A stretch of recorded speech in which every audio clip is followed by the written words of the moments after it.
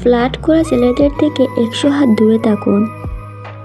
আপনি যতটুকু প্রশংসার যোগ্য তার চেয়ে বেশি প্রশংসা যখন কেউ আমাকে করে, তার সম্পর্কে সাবধান হয়ে যান। ভালো ছেলেগুলো খুব একটা স্মার্ট হয় না, তারা হয়তো বোরিং হয়, কিন্তু তারা কখনো চিট করে না।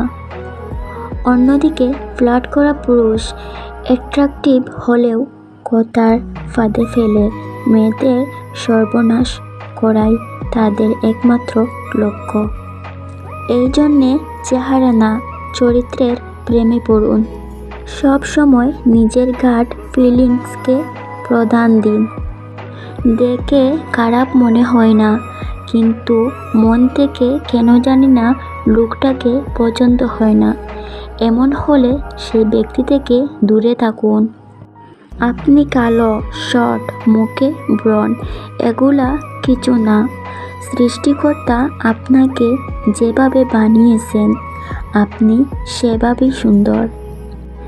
আপনার মেধা আর যোগ্যতা দেখে যেন একটা ছেলে আকৃষ্ট হয় আপনার প্রতি। নিজেকে সেইভাবে তৈরি করুন।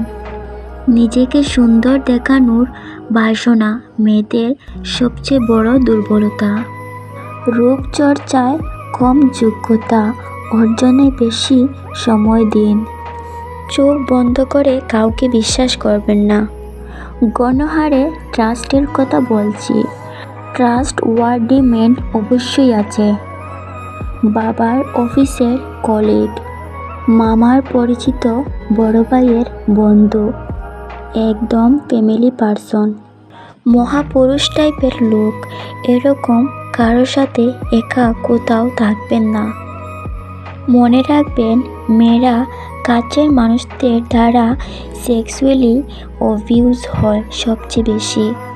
কারো বাসায় যেতে হলে পরিবারকে জানিয়ে যাবেন। যেখানে যাচ্ছেন সেখানকার ঠিকানা, ফোন নাম্বার মা বাবা, বড় ভাই বা বোনকে দিয়ে যাবেন। এবং অবশ্যই যত দ্রুত সম্ভব বাসায় ফিরে আসুন।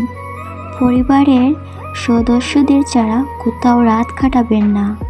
মা বাবাকে বন্ধু বানান। তাদের কাছে কোনো কিছু গোপন করবেন না বা তাদের অজান্তে কোনো কাজ করবেন না।